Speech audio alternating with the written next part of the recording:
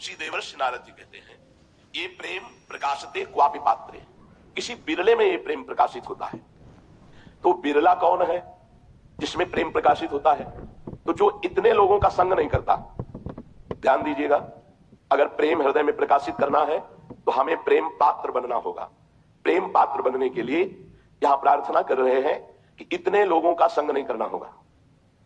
जिसका विद्या का घमंड है, धन ऐश्वर्य का घमंड है, जो बात अभिमान पूर्वक करता है, अपने को बड़ा बुद्धिमान और शक्तिशाली समझता है और अपनी शक्ति और बुद्धि का प्रयोग दूसरों के दुख वर्धन में, दुख देने में करता है, ऐसे स्वार्थी, अभिमानी, धनी, यशस्वी, माननी, ऐसे जनों का संग नहीं करना जिसे प्रेम प्राप्त करना है।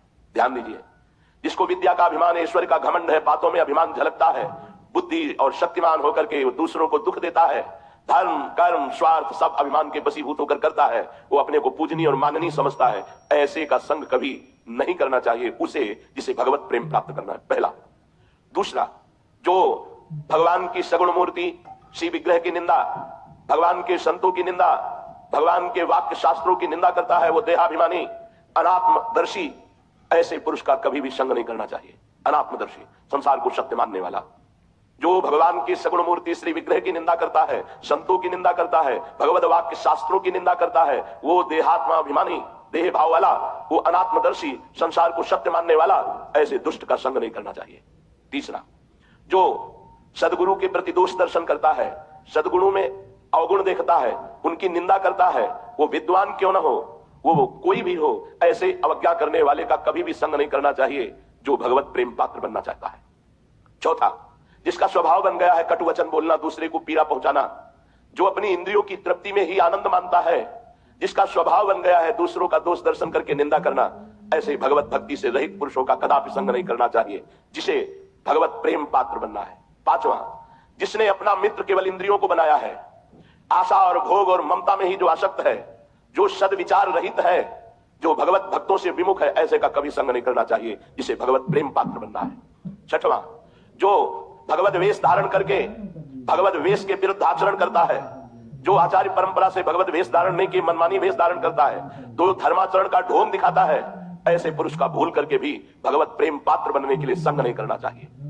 सातवां, जो अपने को बहुत ज्ञानी समझता है लेकिन भगवत स्मरण रहित है, जो सत्कार्य थोड़ा सा बन गया तो बहुत प्रचार प्रसार करता है, जो विनय और शिष्टाचार को छोड़ करके केवल अपने सम्मान की बढ़ाने की वृत्ति रखता है, ऐसे साधकों का भी संग नहीं करना चाहिए जो अपने में प्रेम पात्रता धारण करना चाहता है।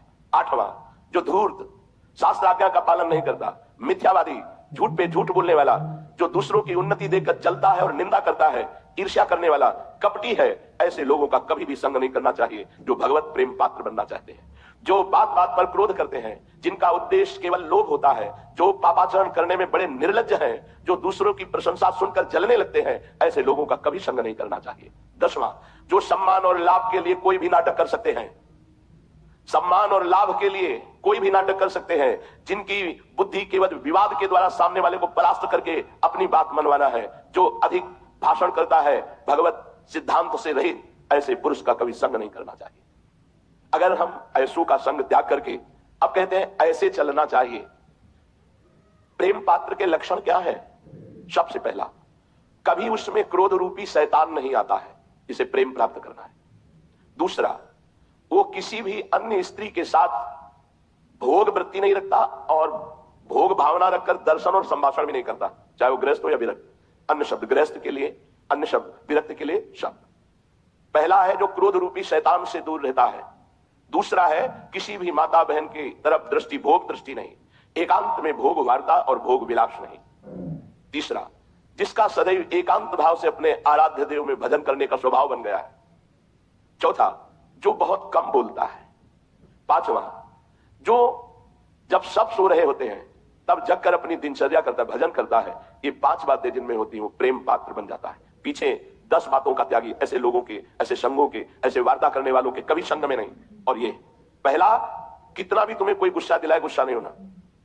दूसरा, किसी भी माता बहन, बहुत ध्यान देने योग्य बात है, जब हमको किसी की गलती बताई जाती है कि अमुक ने ऐसे ऐसे किया, तो आप होश में रहे ना। उसने जो गलती की है ये बात सुनते ही आपके मन ने नोट कर लिया, बहुत ध्यान से सुनना। अब जब आप एकांत होंगे तो वो आपके सामने पूरी फिल्म बना के रख देगा ऐसी बातें कानों से भी नहीं सुननी चाहिए, आंखों से नहीं देखनी चाहिए और वाणी से नहीं बोलना चाहिए साधक को, क्योंकि जो सुनते हैं, जो देखते हैं, जो बोलते हैं, तुरंत मन कल्पनात्मक फिल्म तैयार कर लेता है और वो आपको दिखाकर भ्रष्ट कर देगा, पक्का, इसमें संशय नहीं। बहुत प्रवीण है फिल्म बनाने में, यही अभिनेता बन जाता है, यही डायरेक्टर बन जाता है, यही सब कुछ बन जाता है। अकेले मन पूरी फिल्म तैयार कर देगा। हमारी बात को गंभीरता में लेना। अगर आप ऐसी गंदी बातें सुनते, अच्छा अच्छा, तो आप होश में हो जाइए। वहां तो अच्छा अच्छा कह रहे थे, अब सब पूरा होने वाला है तुम्हारे साथ। जहां एकांत हुए वो फिल्म तैयार करके दे देगा। ये अपने लोग चली हुई बात कह रहे हैं, पूरे जीवन में जो चला है, अनुभव किया है, उसी को सावधानी से आपको बता